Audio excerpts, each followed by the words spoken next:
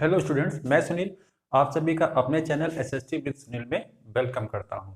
आज का अपना टॉपिक होने वाला है बहुत ही अच्छा, एक मार्मिक कहानी है, एक कथा है जो कि संगम साहित्य से संबंधित है। संगम साहित्य का मतलब है दक्षिण भारत। ओके, तो दक्षिण भारत में भी बहुत सारे साहित्यों की जो है रचना हुई थी और उनमें भी बहुत सारे मतलब कि महाकाव्य भी हुए हैं।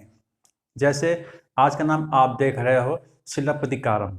ओके, ऐसे बहुत सारे महाकाव्य हैं वहाँ पर, जैसे मणिमेखलय, जीवक मतलब कि जीवक चिंतामणि और कुंडल केशी। ऐसे बहुत सारे जो है महाकाव्य हैं, लेकिन जो आज का अपना टॉपिक है वो है शिलापतिकारम, जो कि नुपुर की कहानी, यानी कि नुपुर यानी कि जो पायल जो महिलाएं पहनती हैं, ये उस पर बेस्ड एक कहानी है, एक मार्मिक कथा है, एक मार्मिक कहानी है जिसको हम लोग आज जानेंगे, क्योंकि ये पूरी पूरी कहानी जो है नुपुर के चारों तरफ घूमती है। लेकिन उससे पहले आप लोग चैनल को सब्सक्राइब करें, लाइक करें और वीडियो को शेयर करना बिल्कुल ना भूला करें। ओके, तो शिलापतिकारम पहले जान लेते हैं ये किसके द्वारा जो है लिखी गई। चेर शासक थे सेन गुट्टवन, तो उनके एक मतलब कि भाई थे इलांगो आदिगल। उनके द्वारा ये शिलापतिकारम जो है महाकाव्य लिखा गया। इसके डेट के बारे में थोड़ा कंफ्यूजन है, कुछ कहते हैं कि इसकी रचना जो है दूसरी या तीसरी शताब्दी ईसा मतलब ईसवी में हुई, या कुछ लोग का मानना है कि ईसा के 7वीं या 8वीं शताब्दी में इसकी रचना हुई। तो नुपुर की कहानी में ऐसा क्या है, इसमें जो है कुछ पात्र हैं, जैसे मैं आप लोग को नाम बता ही देता हूँ, और दो शहरों के भी नाम आएंगे। तो शहरों का नाम है पुहार, जिसको कावेरी पत्तनम भी कहते हैं, और दूसरा नाम क्या है जो है मदुरा या मदुरई। जी मतलब जी हाँ, मदुरई। ये दोनों ही प्रेजेंट टाइम में तमिलनाडु में ही पड़ते हैं, है ना। और पात्र कौन कौन से हैं, एक है कोवलन, एक है कड़क्की। यानी कोवलन क्या है, एक पुरुष है, और कड़क्की क्या है, एक महिला है जो कि उसकी पत्नी है, और एक महिला और है जिसका नाम है माधवी। इसमें एक पात्र और जुड़ेगा, है ना, जिसका नाम क्या है, नेडुजेलियन, जो कि मदुरई का एक पांड्य शासक है। ओके, नेडुजेलियन, मदुरा या मदुरई भी कहते हैं इसको, ठीक है।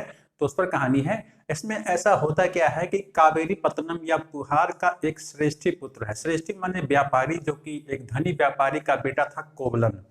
कोवलन जैसा कि नाम लिखा हुआ है, तो एक धनी मतलब के परिवार से था, और देखने में बहुत ही मतलब कि सुंदर था और एकदम जवान।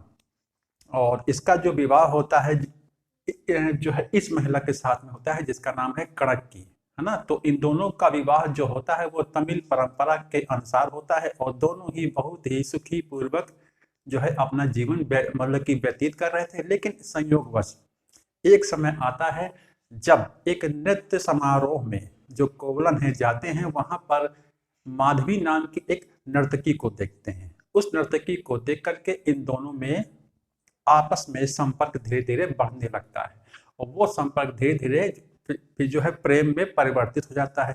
अब धीरे धीरे क्या होता है कि जो माधवी हैं, ये एक मतलब कि क्या है, एक नर्तकी है, ठीक है। तो धीरे धीरे क्या करता है कि कोवलन जो है अपने परिवार की अनदेखी करने लगता है, और यहाँ तक कि अपनी पत्नी की भी अनदेखी करने लगता है, यानी कि उपेक्षा करने लगता है। और धीरे धीरे अपने घर का सारा जो है मतलब कि कीमती मतलब कह सकते हो कि सामान या मतलब कि गहने अपने पत्नी के भी सब ले मतलब कि ले जाकर के किसको दे देता है, माधवी को। और जब सब कुछ इनके पास खत्म हो जाता है, तो क्या होता है अंत में कि जो माधवी है इनकी अनदेखी करने लगती है कि तुम अब किस काम के मेरे, है ना। तो धीरे धीरे इन दोनों में दूरी बनने लगती है। आगे क्या होता है, आगे होता यह है कि कोवलन अब फिर से कड़की के पास आते हैं। और कड़की कौन है, ये इसकी पत्नी है, जो कि भारतीय कल्चर में यानी कि भारतीय संस्कृति की महिला है। इसने एक बार फिर से मतलब कि जो है अपने पति को यानी कि कोवलन को जो है माफ कर दिया। अब दोनों लोग फिर से एक नई जिंदगी की तलाश में निकल पड़ते हैं। कहां से, यानी कि पुहार से मदुरा चले आते हैं, है ना। अब वहां पर ये लोग कुछ नया मतलब कि शुरू करने वाले होते हैं, व्यापार जो है शुरू करने वाले होते हैं। लेकिन व्यापार शुरू करने के लिए धन की जरूरत होती है। तो सुहाग के रूप में इसकी पत्नी जो है कड़की के पास बस केवल जो है क्या बचा होता है, नुपुर। नुपुर मीन्स पायल। देखिए शिलापतिकारम का मतलब होता है नुपुर की कहानी, ना। तो नुपुर बचा होता है मतलब कि पायल। तो कहती है कि मेरे पास एक सुहाग के रूप में बस यही केवल यही एक निशानी बची है। तो ऐसा करो, लो एक नुपुर आप ले लो, इसको जाओ जौहरी की दुकान पर जो है बेच दो। कहाँ पर? मदुरै जब ये चले आते हैं तब की कहानी अब चल रही है। तो ये जौहरी की दुकान पर जाता है और नुपुर को बेच देता है। और उसी समय जो है मदुरै में एक ढिंढोरा पीटा जाता है, या एक मैसेज जो है फैलाया जाता है कि जो नेडू जेलियन है और जो जो इनकी पत्नी है, इनका जो है एक नुपुर जो है खो गया है, कहीं चोरी हो गया है।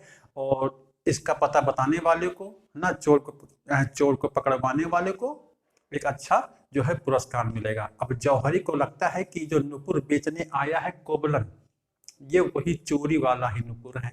अब ये मतलब कि जौहरी जाता है और नेडू जेलियन को सारा मैसेज या सारी सूचना दे देता है। अब आगे क्या होता है? राजा के आदेश से कोवलन को जो है मृत्युदंड दिया जाता है, उसकी मृत्यु हो जाती है।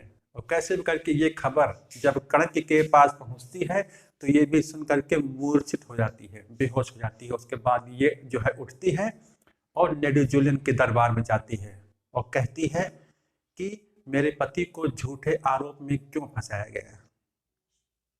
ये बात कैसे सही साबित होती है?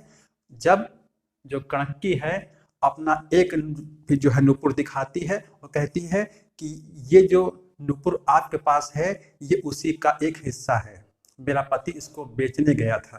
तो राजा देखता है और दोनों का मिलान करता है, कहता है कि अरे हाँ, यानी कि मुझसे बहुत बड़ी गलती हो गई, एक दुखियारे व्यक्ति को मैंने सजाए मौत दे दी। और उसी समय जो है नेडू जेलियन को बहुत पश्चाताप होता है और वो भरे दरबार में कहता है कि मैं राजा कहलाने योग्य नहीं हूँ, मैं अपनी प्रजा तक की रक्षा नहीं कर पाया और मुझे जो है प्राणदंड दिया जाए, है ना। उसके बाद वहीं पर वो गिर पड़ता है और उस राजा की मृत्यु हो जाती है। किसकी? नेडू जेलियन की। वहां से जो है कड़क के पीछे घूमती है और श्राप दे देती है किसको? मदुरा नगर को। और मदुरा जो है धीरे धीरे करके जलने लगता है, यानी कि जल उठता है। लेकिन अंत में जो जो मतलब कि कणक की है ये अपने श्राप को वापस ले लेती है और पास के ही एक पहाड़ी क्षेत्र पर चली जाती है और जीवन भर वहीं पर रहती है और वहीं पर वो अपने प्राणों का त्याग भी करती है। इस प्रकार से उस तमिल परंपरा में जो कणक की है वो जो है अमर हो जाती है, एक सत्यत्व का रूप जो है लोगों के सामने पेश करती है और उसके नाम पर जो है मंदिर भी बनवाए गए, है ना। तो ये थी नुपुर की कहानी, शिलप्पदिकारम की कहानी, है ना, पायल की कहानी, जिसके चारों ओर पूरी कहानी ये घूमी। मिसअंडरस्टैंडिंग की वजह से, है ना, गलत मतलब की फहमी की वजह से ये दुख जो है कड़की को बार बार देखना पड़ा। एक बार माधवी के चक्कर में और दूसरी बार नेडू जेलियन के चक्कर में, है ना। तो कड़की का ये जीवन था, है ना, बहुत स्ट्रगल किया। तो इस प्रकार से ये था शिलप्पदिकारम की एक मार्मिक कथा। तो इससे संबंधित बहुत सारे क्वेश्चन बनते हैं कि किसने लिखी किताब? तो इलांगो आदिगल ने लिखी है ना, और ये तमिल परंपरा का महाकाव्य है। तो ये था आज का अपना टॉपिक। कैसा लगा कमेंट करें। तो मिलते हैं आपको एक अच्छे कॉन्सेप्ट के साथ नेक्स्ट वीडियो में। धन्यवाद।